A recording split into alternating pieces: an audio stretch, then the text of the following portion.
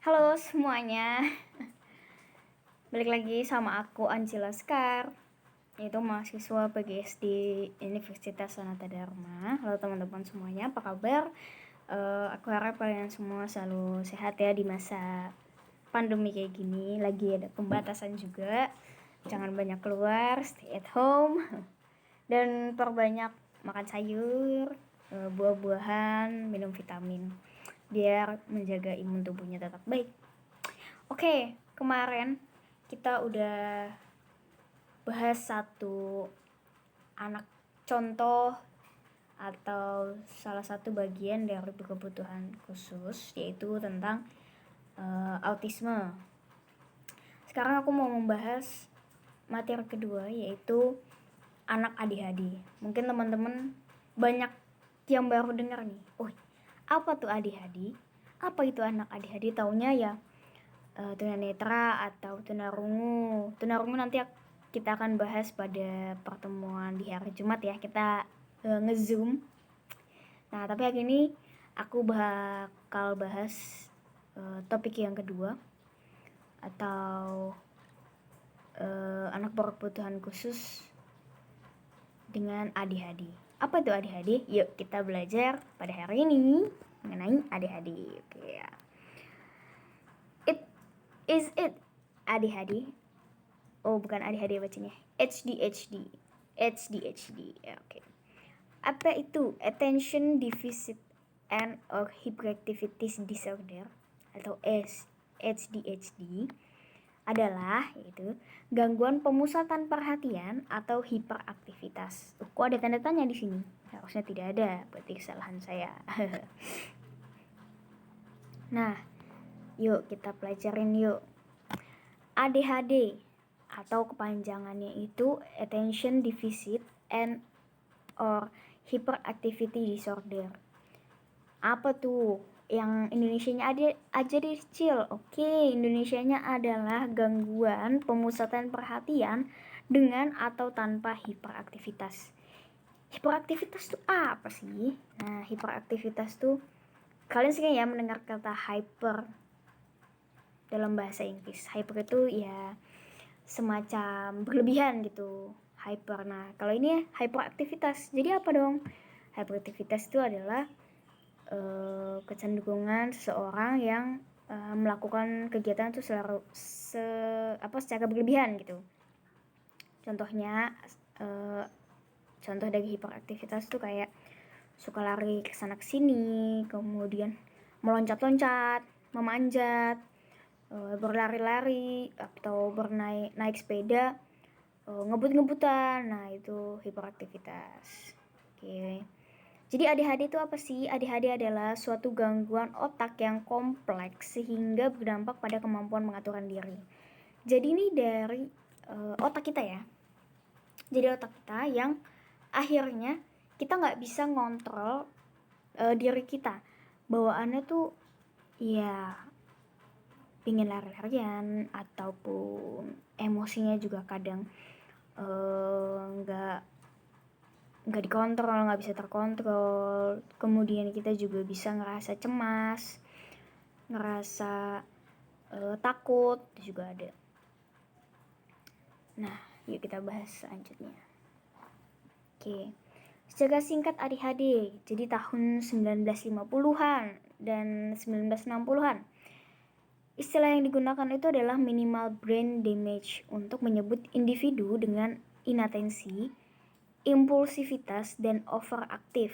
Nah, istilah brain damage merujuk pada penyebab. Tuh. Nanti kita akan bahas apa sih inatensi, apa sih impulsivitas, dan overaktif. Overaktif itu kayak tadi ya. Yang udah contohnya tadi yang udah aku sebutin. Kemudian pada pertengahan 1960-an, dokter fokus pada hiperaktivitas pada anak, sehingga istilah yang digunakan adalah kinesis ya, hyperkinesis. Kemudian tahun 1970-an istilah yang digunakan berganti menjadi attention deficit disorder. Istilah ini menunjukkan bahwa penekanan berubah dari aktivitas menjadi rentan perhatian yang singkat sebagai kondisi utamanya. Jadi awalnya itu nggak langsung disebut dengan ADHD, tapi menggunakan istilah minimal brain damage. Kemudian kayak berubah-ubah, terus diteliti sama psikolog-psikolog, dokter-dokter, sehingga muncullah dan berganti attention deficit disorder, karena yang menjadi kondisi utamanya itu adalah penekanan berubah dari aktivitas menjadi rentan perhatian. Gitu. Oke, kita lanjut. Kategori ADHD. Istilah yang digunakan dalam The Diagnostic and Statistical Manual of Mental Disorder adalah Attention Deficit Hyperactivity Disorder atau ADHD. Kita nyebutnya ADHD ya di Indonesia. Nah, ada kategorinya, ada 4. Yang pertama itu adalah dominan inatensi, kemudian yang kedua adalah dominan hiperaktivitas impulsivitas, yang ketiga itu adalah gabungan, yang keempat itu adalah not otherwise specified. Jadi belum spesifiknya tuh belum terdeteksi banget lah gitu, masih campur-campur. Nah, dominan inatensi itu apa sih? Jadi inatensi itu adalah fokus atau perhatian. Jadi ada 4 kategori disebut dengan ADHD. Kita bagi lagi kategorinya itu apa. Inatensi itu adalah pemusatan perhatian atau fokus. Jadi seorang anak ini nggak bisa namanya fokus atau perhatiannya tuh terbagi-bagi. Nggak bisa dia namanya fokus ketika ada suara atau pergerakan ataupun benda-benda di sekelilingnya, itu sangat bisa mempengaruhi fokusnya dia. Coba kalian bayangkan ketika ada anak yang sulit fokus, bagaimana mereka bisa belajar dengan baik, bagaimana mereka bisa mengerjakan tugas dengan baik ketika perhatian atau fokusnya itu nggak bisa tertuju langsung kepada tugas ataupun soal-soal yang disajikan gitu. Kemudian yang kedua adalah hiperaktivitas atau impulsivitas. Jadi ini adalah anak ini yang lebih suka bergerak ya, seperti berlari, memanjat, kemudian nggak bisa duduk selama 5 menit, kemudian selalu mencari perhatian.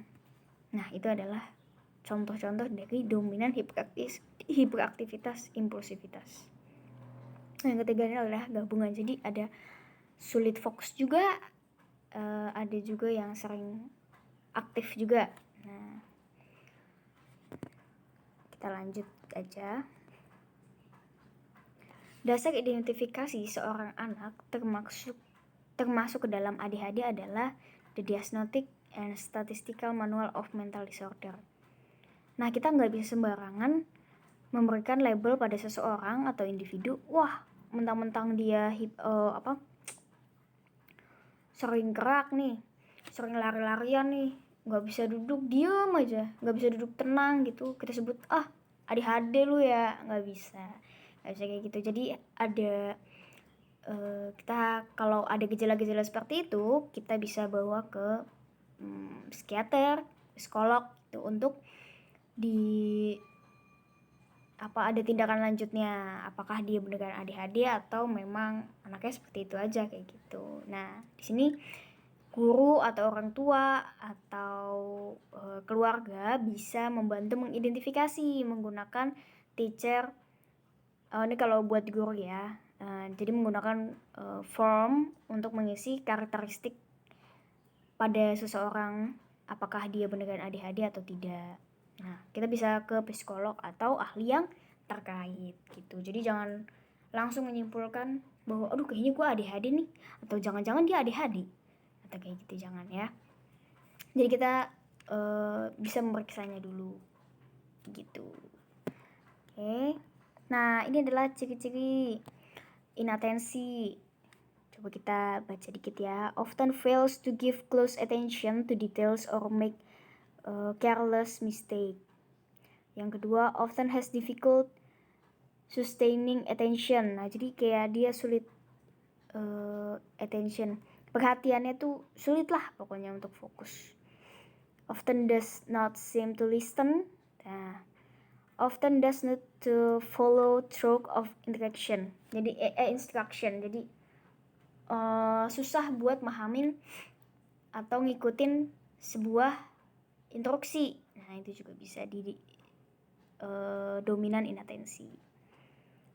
Kemudian often has difficulty organizing tasks and activities. Susah mengorganisasikan sebuah barang atau kegiatan. Saya pernah nonton film atau dokumenter tentang anak ADHD, bahwa ada seorang wanita, dia udah berkeluarga gitu ya, dan dia pindah rumah dan harus menyusun barang-barangnya gitu kan. Namanya juga pindah rumah, pasti kan harus disusun mana yang harus diletakkan, di mana yang cocok. Nah, tapi individu dengan ADHD ini sulit untuk memprioritaskan mana dulu yang harus dikerjakan. Misalkan kalau kita mau mengerjakan, dari kamar dulu deh, kamar duluan yang harus kita rapikan. Tapi nggak bisa dengan anak dengan ADHD inatensi. Dia pasti fokusnya terbagi-bagi. Misalkan di kamar, terus pindah lagi ke dapur, terus pindah lagi ke ruang tamu. Jadi nggak ada satu kegiatan yang dia fokuskan. Bisa juga dia lupa dia mau ngerjain apa. Ketika udah masuk ke kamar, udah beresin setengah jalan, dia bisa lupa, tadi aku mau ngapain ya? Terus pindah lagi. Nah gitu, jadi dia gak bisa bertahan pada satu aktivitas gitu. Pasti fokusnya terbagi-bagi. Oke, nah ini ada 9 ciri-ciri individu dengan inatensi, ADHD inatensi. Nanti kalian bisa baca. Kalau ada yang belum paham, kalian bisa nanya ke aku. Oke. Nah, ini nomor 7, often lose things. Selalu kehilangan barang-barangnya. Bisa jadi ketika dia punya ke sekolah gitu ya, misalkan ke sekolah dia punya buku atau pensil atau peralatan belajarnya itu bisa aja tiba-tiba hilang gitu. Kayak lupa naruh di mana gitu, karena mereka nggak bisa fokus. Nah, terus yang nomor 9 is often forgetful in daily activity. Itu kayak tadi yang udah aku bilang, bahwa dia forget, lupaan gitu, dia mau ngapain gitu, seperti itu. Nah, terus tadi kan ada inatensi, kemudian ada hyperactivity and impulsivity. Ada 9 juga nih ciri-cirinya. Kalian bisa baca. Coba kita lihat dulu yang relate sama kehidupan kita ya. Siapa tahu kalian. Nomor 3, often runs about or climbing in situation where it is inappropriate. Ada satu film, dokumenter juga, saya suka menonton dokumenter gitu, anak ADHD, anak perempuan, dia suka sekali manjat tangga, tapi bukan di tangganya, tapi dari pegangan anak tangganya itu dia naikin satu persatu. Anak dengan hyperactivity and impulsivity, dia nggak pernah merasa takut akan sesuatu. Dia bisa aja manjat pagar, manjat pohon yang tinggi, ataupun dia bermain sepeda di tengah jalanan untuk mobil atau motor tanpa merasa takut. Impulsif, jadi dia bertindak tanpa berpikir. Nah, itu impulsif ya. Bertindak tanpa berpikir apa risiko yang akan terjadi dengan dirinya. Nah, seperti itu. Hyperactivity adalah yang kegiatannya berlebihan. Dia nggak kenal namanya lelah, capek dia nggak kenal. Meskipun udah lari-larian berapa kali dia ulang-ulangin, ketika kita tanya ataupun dia berhenti sejenak, dia akan ulangin itu lagi karena dia nggak merasa capek sama dirinya.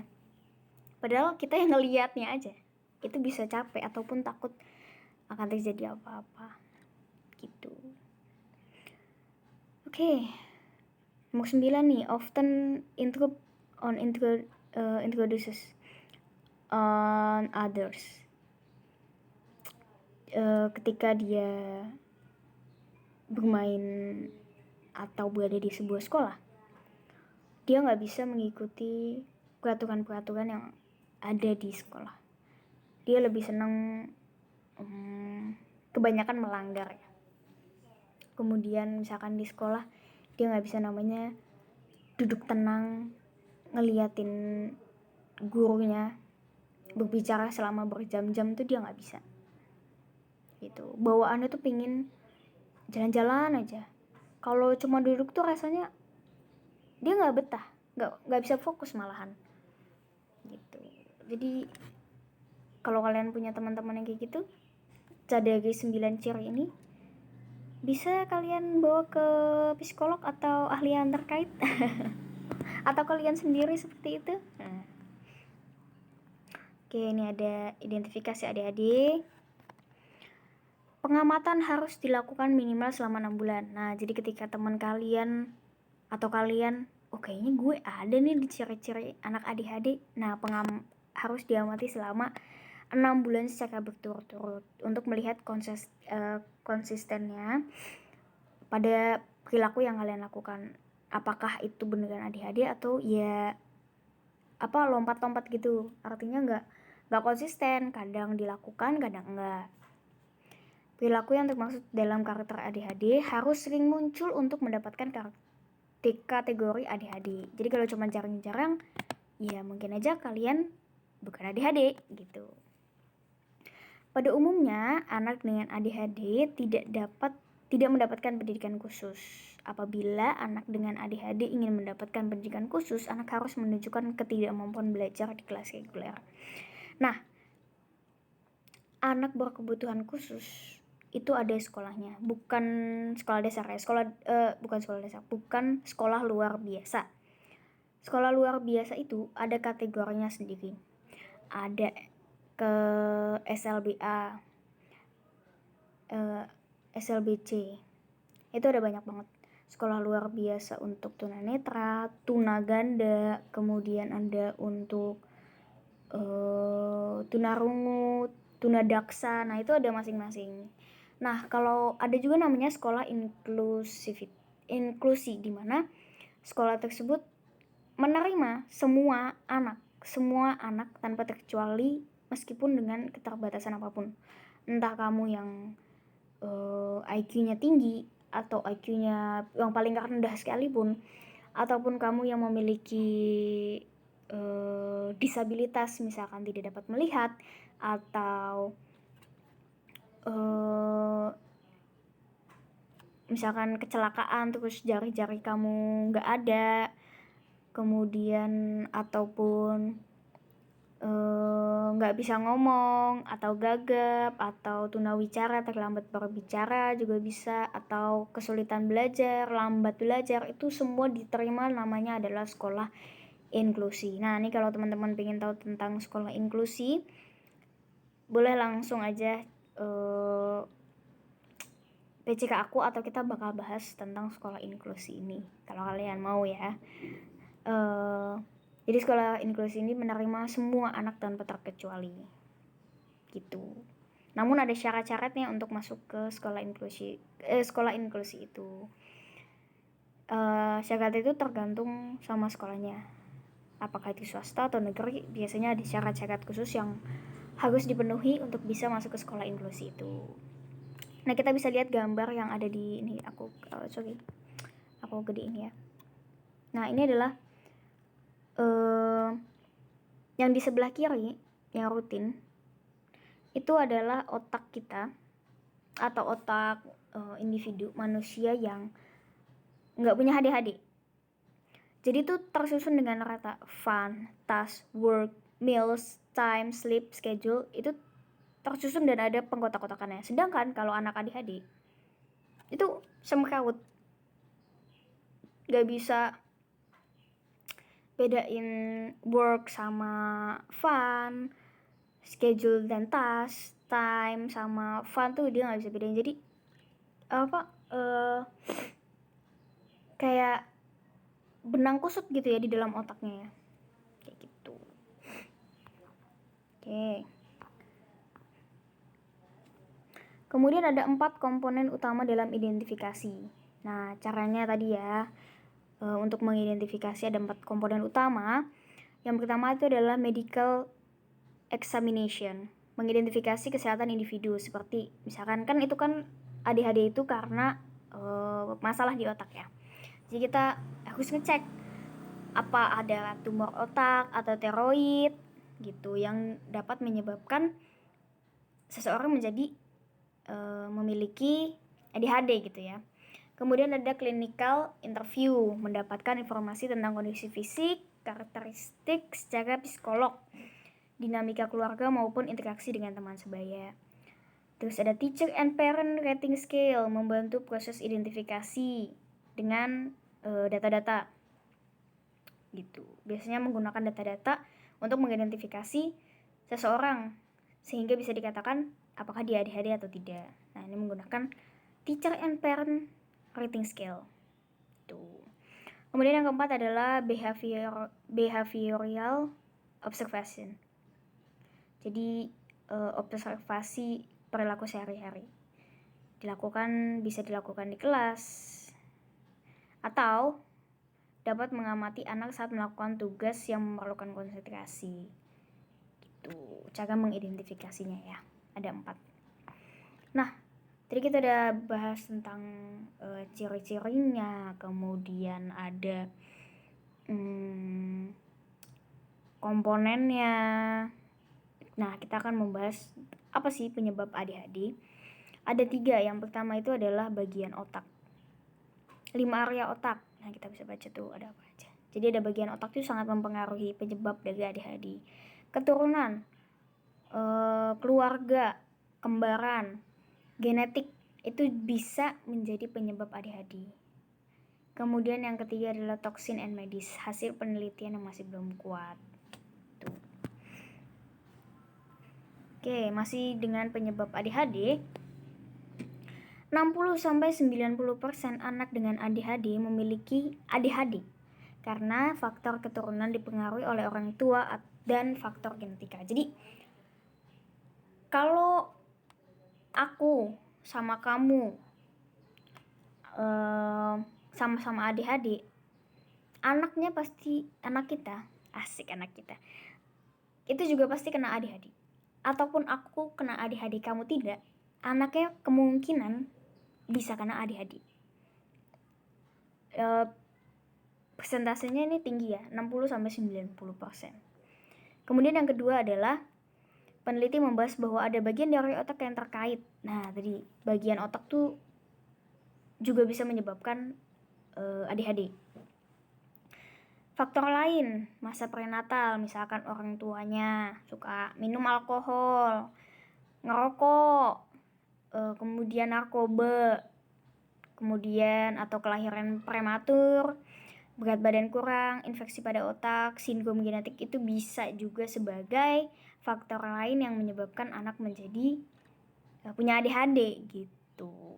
Tuh, jadi ya untuk kita yang suka masih ngerokok, nge-vape, minum-minum, bahkan ya amit-amit kalau narkobaan, bisa jadi itu adalah penyebab nanti anak kalian bisa punya kebutuhan khusus ADHD.